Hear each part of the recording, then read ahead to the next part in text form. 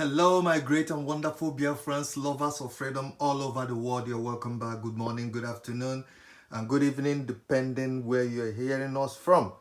All right, my people, this is breaking news that the United Nations has the USA Congress has given the Trump administration green light to sanction Nigeria over the buying of Christians. So right now, Aso Rock is in panic. Tunumbu is shaking right now because USA will hammer them with heavy sanction. We don't know the sanction that the Trump administration will place on Nigeria, but very soon we will all know what sanction that the zoo country will be receiving very soon from Trump administration. This is something that is very, very good and welcoming because Nigeria is not a place for Christians. This has been going on for quite some time. It has been really going on.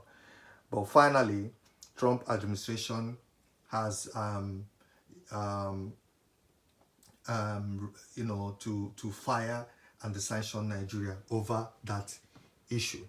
Right now, the United States House Foreign Affairs Subcommittee on Africa has given President Donald Trump, the green light to impose strong sanction. That's the way they put it, to impose strong sanction on Nigeria in response to the widespread of buying of Christians in the country. The decision followed congressional hearing on Wednesday, during which lawmakers condemned the Nigerian government for failing to protect Christians communities from escalating violence. The committee also cited a 2024 report by the Observatory of Religious Freedom in Africa, which revealed that Nigeria accounted for 90% of all Christians died worldwide each year. Can you imagine that? Nigeria alone accounted for 90% to 90% of all Christians by worldwide each year.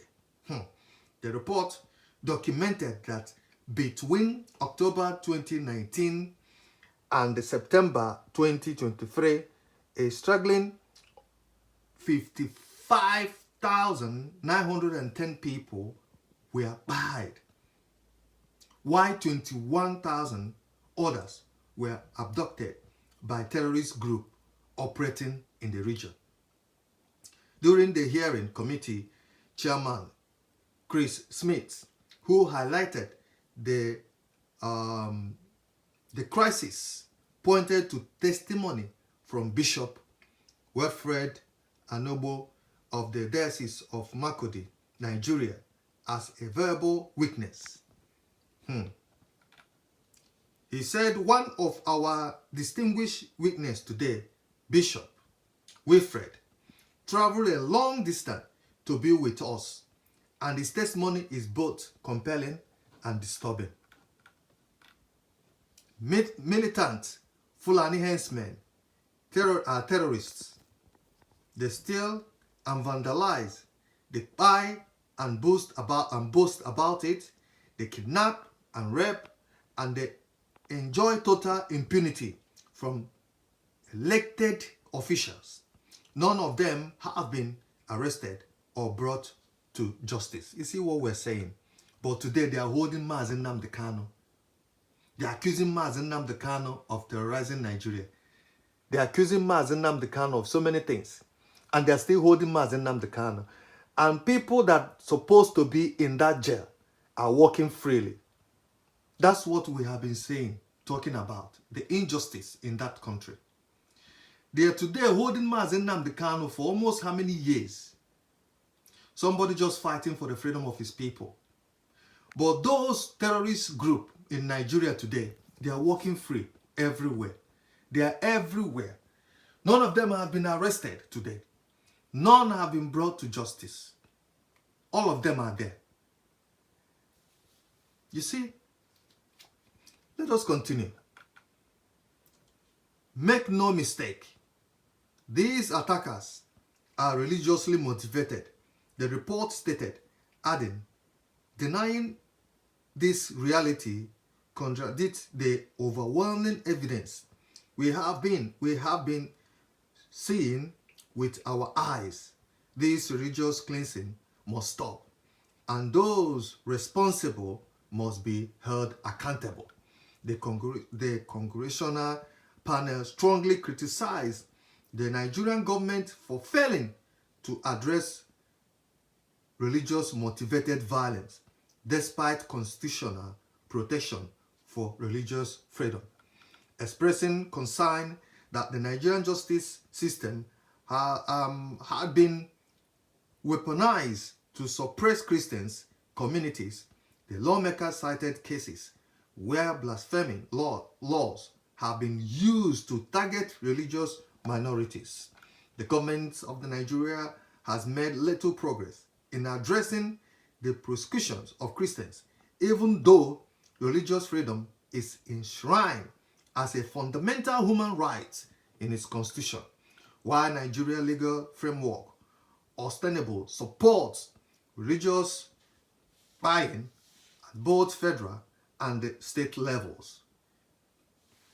See, this is what we have been talking about for this while.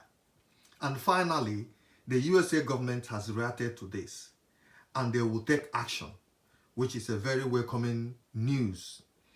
Because the buying of Christians in Nigeria, no one is talking about it.